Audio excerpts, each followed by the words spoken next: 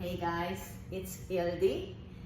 We just finished day one in the tournament, 6 hours on the court, fought really hard, but just missed the bronze. So got home after 6 hours, took a shower, replenished, and now it's time to do some recovery work. I don't usually post recovery, but some of you have been asking about it, and I'm not gonna post the whole routine. Let's just give you a couple of tips, a couple of spots that I find really high value to release it so I can play again tomorrow. I usually use this little peanut I got from Amazon. I'm gonna put the link in there. And there are certain spots, Jake is gonna help me in here, where I like to do a little self-massage with that. The first spot is down by your sacrum, where your sacrum meets your last lumbar vertebrae. That is your L5 and S1. A lot of tightness in there, a lot of muscles are touching in there. So I'm gonna be showing you how to do that. That will be step one. Step two would be, I'm gonna bring this up, the little peanut, to the junction where your last thoracic vertebrae and first lumbar vertebrae meets. And again, the peanut goes right in there, and I'm just gonna use that with a little bit of movement on the ground so you can see how it's done. The third spot is going to be where your last cervical vertebrae from the neck meets the first thoracic vertebrae. The peanut is going to be right in there for a minute or so. And then the last one on the back of the body is going to be directly under the base of the skull, where your first cervical vertebrae that holds your head meets your head. So I'm gonna push Jake out of the way, and I'm gonna lie down on the floor. So here we go. All you do is lie flat, grab your little peanut, and lift your buttocks, of course, and find your sacrum. I just showed you on Jake, sacrum and lumbar spine. I have to get rid of my hair clip. And all you do is you release the body weight, the weight of the pelvis and the entire body weight into the little peanut. If your pelvis is tilted forward too much, you might be too low on your sacrum, so bring it a tiny bit higher. You might feel a couple of very tender spots. Just breathe into that. If that feels good and you're not feeling anything, give a little windshield wipers from side to side, maybe 2 or 3 times, and see if you can get up right in there on the right sacrum. I feel a little more tension. And that is actually normal. I'm right-handed, right-footed, so the right side gets a little more tighter than the left. And then I go over to the left, and that feels tight, but is not the same way. I could also straighten the right leg and bring the left leg into the chest.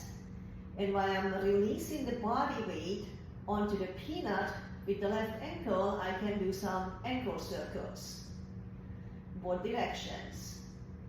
And I'm mobilizing my left ankle, but if I push through the right heel, I can feel my right hip flexor stretching. Both feet come back down onto the ground.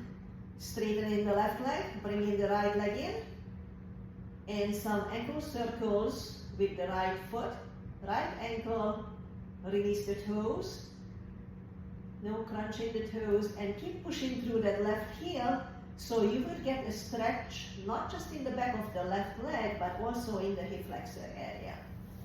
Then bend both knees, give it 1 more windshield wipers in each direction. Of course, if you find a spot that feels good to release it, stay on. I'm gonna lift my buttocks higher, and I'm gonna roll the little peanut up towards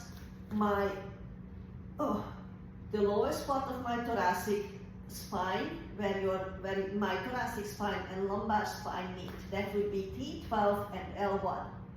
And I release the buttocks back down onto the floor. This is very uncomfortable. So my job in here is just release the tension by breathing into the spot where the peanut is digging into my body, Try to release the tension from your butt muscles. If you don't feel it, that's fine, good for you, not too tight. I'm going to add a little bit of windshield wipers slowly just to, shift the weight, there it is. Yes, you might get some clues for me, but you do have to listen to your body. Oh, there it is. Breathe into that. Now make sure that you differentiate between pain and discomfort. Think about the level of, pain scale. 0, no pain. 10 is, I can't handle it. I would like you to be somewhere around 6 and 7 when you do your active recovery. This is where I'd like to be. You might have a different pain tolerance level, everybody does. So you have to decide, where is that tension that I can hold and get some stretchy, lengthening and tension release sensation instead of killing myself with a pain that is just gonna tighten up everything. All right, I could straighten both legs and take my arms up over my ears and then get a little bit of posterior pelvic tilt so I can put some more weight into the little peanut. That's one of my best friends. I have one in my car, one in my bedroom, one in my living room. Bring the arms down, bend the knees, bring the heels close to you, and lift the buttocks. And then just release the spine, and you're already gonna feel how nice the body feels. It almost evened out. Well, not really. After 6 hours, this few minutes is not gonna do it, but it's better than nothing. Now you're gonna have to sit up for the next one, because the ball is going to be directly where your neck meets your, not all the way up to the head and the neck yet, where your neck meets your thoracic spine. So I'm actually going to place the ball down, the peanut. I'm going to scoot my buttocks, I'm on my elbows, and I'm going to find, that's probably where it is. I'm going to keep my knees together, take the feet apart, and bring the head back down onto the floor. My arms are in a goalie position so I can open up the chest while I'm releasing the junction, the connection, the muscles, the tight muscles in the back. You could shift the chest, turn it from side to side so you can feel, you can find the tightest area and maybe stay in there for a couple of breaths. My right side is tighter. This is my arm that I keep serving with.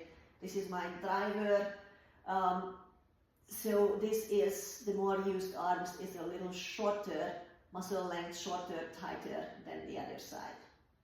If you find yourself that you stopped breathing, you constantly squeeze in your butt muscles and your facial muscles, you're working too hard, you need to back off on the intensity, how much you press in onto that peanut.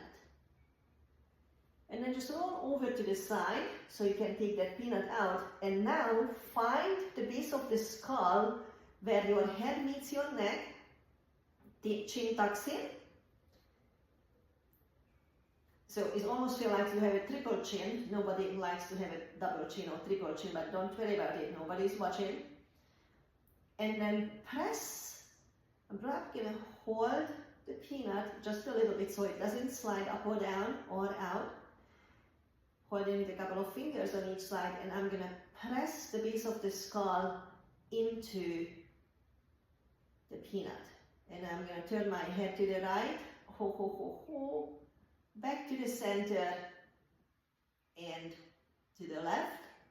The right side is much tighter, so I'm going to keep turning the head to the right and hold it there for a couple of breaths. Can you tip the pelvis back while you're reaching the knees forward? Try to flatten the low back. Make sure that you breathe. And then if your chin popped up, just keep re-tucking chin. If you got a good spot in here, some of the neck muscles that are holding your head up, they actually connected, come all the way through your forehead to the eyes. So if you got a good trigger point in here, you might also feel that your eyes are falling out. Please don't let them. And then slowly lift your head, release the peanut, and just let the head go back onto the ground. You can put your hands onto the hips, and then you can straighten the legs. So this is a very short version for a recovery for the back. And let's see if I can give you a couple of pointers for the front of the body.